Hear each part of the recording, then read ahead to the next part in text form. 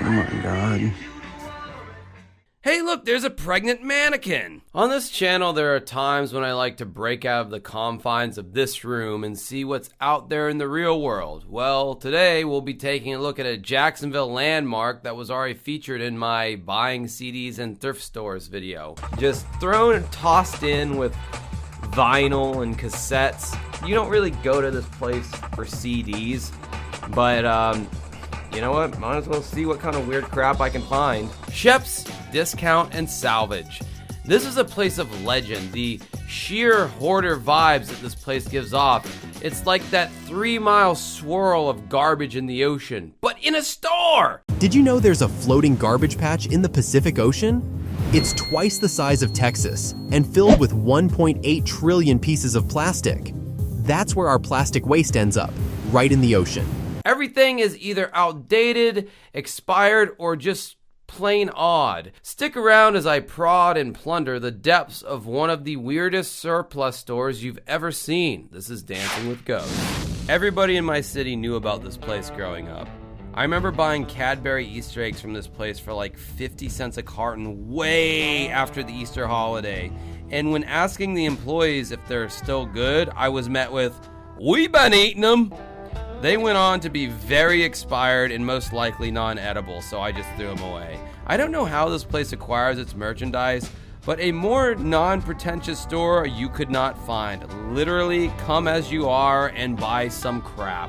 So I'm wearing this awkward body harness that's designed to hold a cell phone, and it's not exactly inconspicuous, so I had to wear a jacket and avoid store employees lest any annoying questions start coming my way.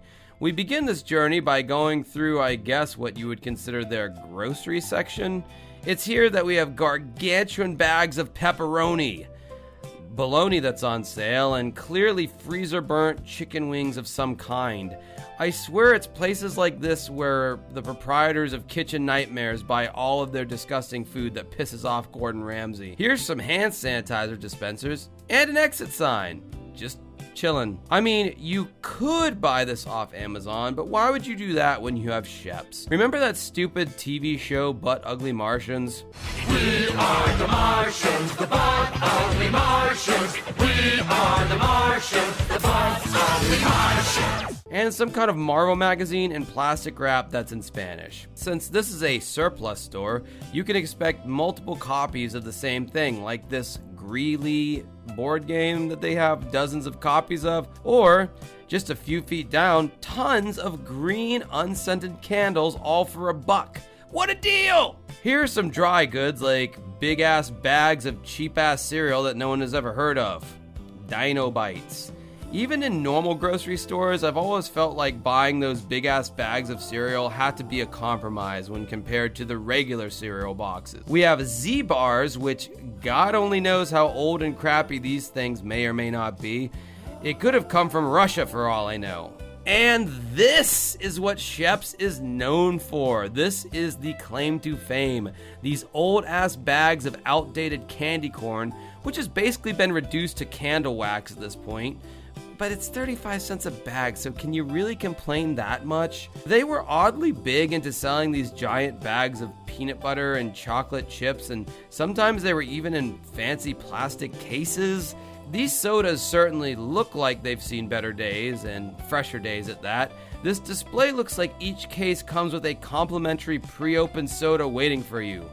Yum, what a deal. In the toy area, there are these random crayon formations, which I can't even begin to understand where this would have even come from. I don't know who this guy is supposed to be, but he oddly pops up in the store in a lot of various areas that are very random that you wouldn't expect, so there's that. Oh, I like the old school Kodak display. I didn't even notice that at the time of recording this. What a great selection of hats. These were the only things I actually purchased from this place, and 2 of the hats didn't fit. What a waste of $2. Here's a sign that says chains, and it's saying cart full of chains. Here we have vats and vats of what I would assume could only be nearly expired tomato sauce. That vinaigrette looks quite appetizing. Here's some porcelain figurines that would make your grandma shit her depends. But there's no refunds, no nothing. Once again, there was someone who disputed this enough to where they had to make a damn sign. Here's some crutches for sale, hopefully not used, right in the armpit there. Here's a nasty graveyard of tech crap. I do believe this shit will rot here until this place ultimately shuts down. I don't see anybody coming here to buy any of this stuff. And now, this is what you go to Shep's to see. A myriad of oxygen tank caddies. Because who doesn't need one of these in the American South, am I right? Here's the whole of the media section. Of course, there are CDs out the ass of various assorted artists. There are clamshell VHS tapes that are obsolete. And finally, there are some bottom-of-the-barrel Xbox 360 games which have been chewed up by a dog. Right here, we have the requiem of crap appliances. Here, once again, in the toy aisle, they are still selling Star Wars Episode 1 figures from like 1999. Or, figure, I should say, rather. A young Obi-Wan Kenobi. They literally stopped selling these action figures in normal retail stores over 20 years ago. What the fuck is this? And why are they all the same exact action figure?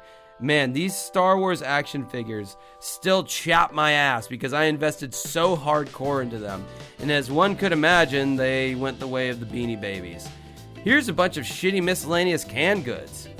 Up next, we have Tomato Paste Alley, which leads into Browned Ketchup Alley.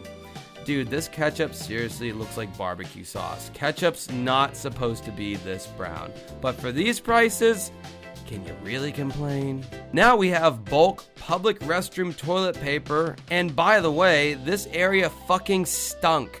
It smelled like septic in nature and is not a pleasant area to be around. Look at all of the corrosion of conformity going on here with the steadfast efforts of the staff to keep this place looking nice.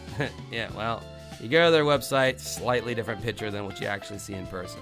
Oh my god. Hey, look, there's a pregnant mannequin. This is apparently where all of the excess fast food containers go to die. So if you want a gross of this is where you find it. Anybody interested in a tangle of every AV cable that's ever existed? Good luck unfurling even a single one of these cords. But there's gotta be some good copper in there that can be stripped. My dad would have had a wet dream over this mess. How about some Henry Potter posters? $10 each? Yikes. For a place like this, that is a ripoff. Here's some buckets of, quote, all-purpose grease. I don't even want to know what that could begin to mean, but it sounds like a joke that would have passed on The Simpsons. This section seems to be the big selling point for this place, and it's their furniture. Well, let me tell you, not a bigger fraud have I seen. There is no way this table and chair set costs this much. First off, the table itself is plastic and not marble or any quality material like that. Then there's all this other crap that, like, why wouldn't you just buy it at a legit furniture store given these steep prices? There's a cowboy guy, I'll tell you what.